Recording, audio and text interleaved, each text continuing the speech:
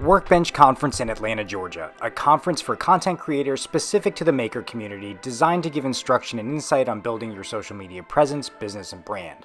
This year, myself and Justin Dietrich had the opportunity to run an interactive demonstration, class/build in a hotel conference room. The idea to build a timber frame stand in 2 days with varying attendees strong enough to hang an 80-pound quote-unquote gong to ring at the closing ceremonies. So the real question is, can these content creators actually woodwork?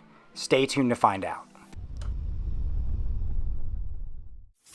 First and foremost, a special thank you to our sponsors, Sweezan Saws and 84 Lumber for supplying, you guessed it, saws for the attendees to use and keep, as well as lumber for the build itself.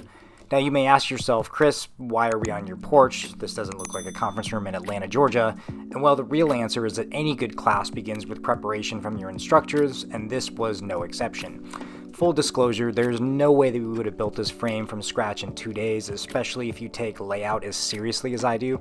From our prior year's experience teaching a hands-on class on site, doing the grunt work the day of was just not ideal.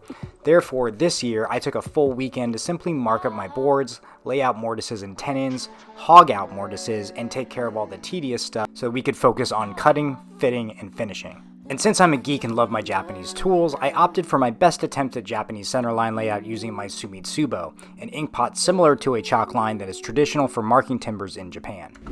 Atlanta is about a 9-hour drive from Fort Lauderdale, so once on site, we had to get to work on getting our workspace prepped. Since I wanted a hand-planed finish on all the components, I figured building the planing beam from Toshio Odate's book would be a quick and dirty but effective option. This was my first time making this, and it came out way better than expected, and I ended up saving the components so that I can recreate this at home. Teamwork makes the dream work. Proof that he actually does work. You're not here just for the sex appeal, are you? Gotta try. The man in action. Now, as far as people coming by to work, one of the first was Caleb from the You Can Make This Too channel. I was admittedly a bit nervous that we weren't going to have a great turnout. The schedule said we were at 8 a.m., which is when breakfast started, not us. We were also in the main dining room with a lot of the brands, which had us away from foot traffic to the breakout sessions. In fact, a lot of people were asking us if we worked for Sweezan Saws or 84 Lumber, so that was a whole different thing. But with all that being said, there was a steady stream of people coming in and out. Undoubtedly, the busiest times were between class sessions or before and after meals, which actually offered us some time to try and blitz down on work, and then slow down when people came to actually work, and for us to provide some guided instruction during that time.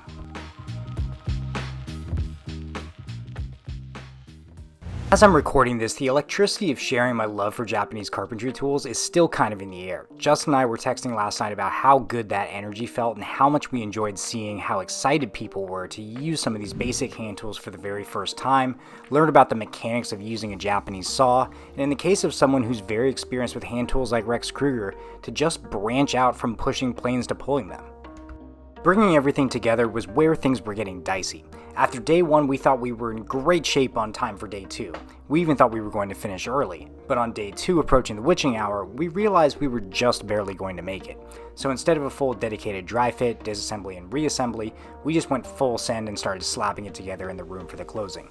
These joints were tight, which was great for structural integrity, but not great for disassembly, which, as I said multiple times that day, is now totally someone else's problem.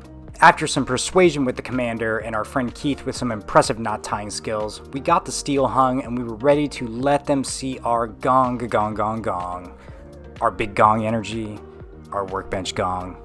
Take some big gong hits. We had a lot of gong puns, guys.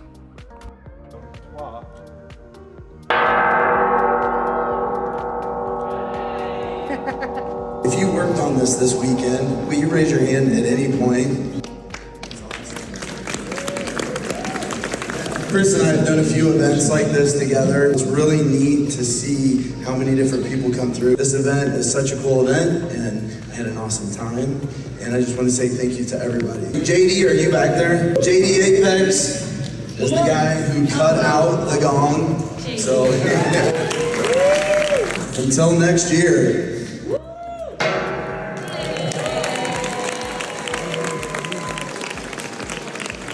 Wow, what a weekend. Workbench conference in Atlanta. I cannot believe that we ultimately pulled this off. I have to say that we had irrational confidence on day one. We thought we were so far ahead of the game. And in fact, by about noon 30, 1 o'clock on day two, we were an absolute mess. But with the help of all the attendees, we absolutely pulled this off. In terms of the title of this video and whether or not woodworking influencers can actually woodwork, with Workbench conference, the conference is not actually about woodworking. It's really about growing your social media, growing your brand, and growing your business. It's kind of interesting because Justin and I have ultimately found a way to sort of pigeonhole in here with these hands-on sessions, but the people that we found that were actually the most active were the people with the smaller accounts that were really trying to develop their knowledge on hand tool woodworking, as well as just really get their hands dirty and do something different. When it comes to folks that have larger Instagram accounts or larger YouTube channels, those were the folks that I noticed were not really spending a lot of time with us. I don't think it really has as much to say about them as much as it does the topics that they were really at Workbench Conference for. So for those sort of folks, their purpose at Workbench Con was to do exactly what the conference is for, to really strap in and grow and find strategies to do so. I think our session really was kind of more of an icebreaker and really got everybody building community and building relationships, and it was really neat to see all the different folks that were around. Special shout out to Rex Kruger actually for coming by. Rex spent every single morning with us. He was geeking out about our hand planes, chisels. He spent probably 45 minutes on Saturday morning just watching me sharpen and speaking to me about it. And thanks to everybody that really came by the booth and talked. It was so cool to see people geeking out on me standing knee deep in plane shavings and really getting an understanding of what this kind of work is about, what we're trying to achieve, and really this whole idea of my channel and trying to spread this gospel of Japanese tools and Japanese woodworking. And finally, an extra special thank you to my buddy Justin Dietrich for co-headlining this class with me. He really ran the space and was kind of like the shop space foreman. And then our buddy Grant Fry as well from Brook Forest Woodworks for just really being an extra set of hands, helping out. I mean, there were so many guys at the end that were actually helping us clean up even. It was such an awesome experience. As always,